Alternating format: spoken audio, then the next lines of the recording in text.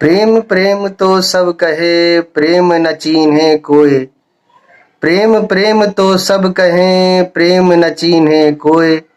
आठ पहर मीना रहे, प्रेम कहाँ से होए। प्रेम प्रेम तो सब कहे, प्रेम न चीन्हे कोय। आठ पहर मीना रहे, तो प्रेम कहाँ से होए। तो प्रेम कहाँ से होए। तो प्रेम कहाँ से होए। नमस्कार दोस्तों, आप सभी का स्वागत है कबीर अमृतवाणी की सभा में। कबीर अमृतवाणी की ये सभा सभा है ज्ञान की, और इस ज्ञान की सभा में स्वागत है सभी का। आइए हम और आप मिलकर ज्ञान की इस सभा में अपनी उपस्थिति को अंकित कराते हैं, कबीरदास जी के दोहों का भरपूर आनंद उठाते हैं। ज्ञान की इस सभा में मैं कबीरदास जी के नए दोहे के साथ आप सभी के सम्मुख एक बार पुनः प्रस्तुत हुआ हूं। आज की सभा में कबीरदास जी का दोहा कुछ इस प्रकार से है। इस दोहे में कबीरदास जी कहते हैं कि कबीरा कहा गरबियो, काल गहे कर केस।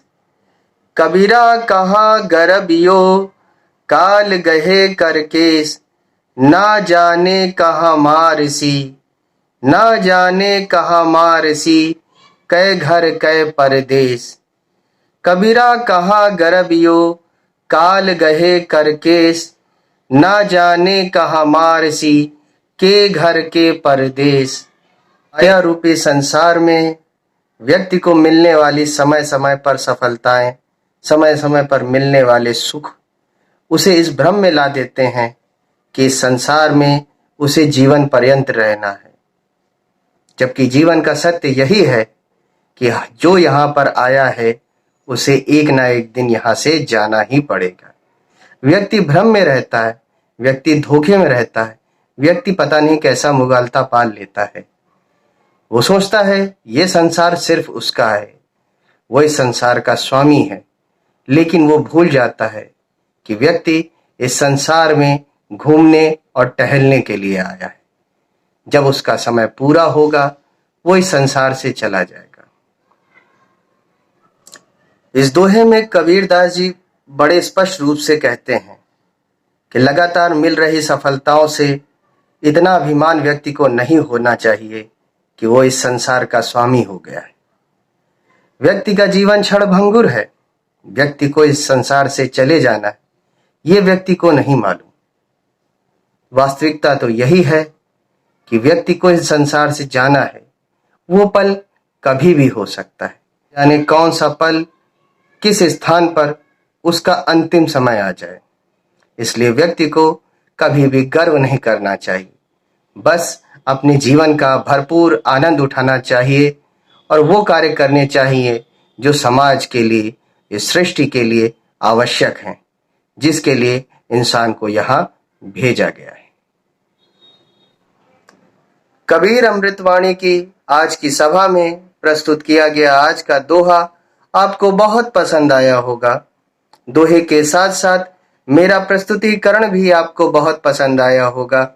इसी आशा के साथ मैं आज की सभा का समापन करता हूं। जय कबीर प्रणाम। जय कबीर प्रणाम। धन्यवाद, धन्यवाद और आपका बहुत बहुत धन्यवाद। कबीर अमृतवाणी नामक इस चैनल का एकमात्र उद्देश्य कबीरदास जी की सोच, कबीरदास जी के विचार, उनके दोहे और उनके भावों को संसार के हर व्यक्ति तक, हर जनमानस तक पहुंचाना है। मेरा भी यही उद्देश्य है कि कबीरदास जी की सोच संसार के हर व्यक्ति तक पहुंचे। वो व्यक्ति, उनकी सोच अपने समय से कितनी आगे थी, उनके दोहों और उनके अर्थ से समझा जा सकता है। उनके दोहे आज भी उतने लाभदायक हैं जितने आज से सैकड़ों साल पहले थे।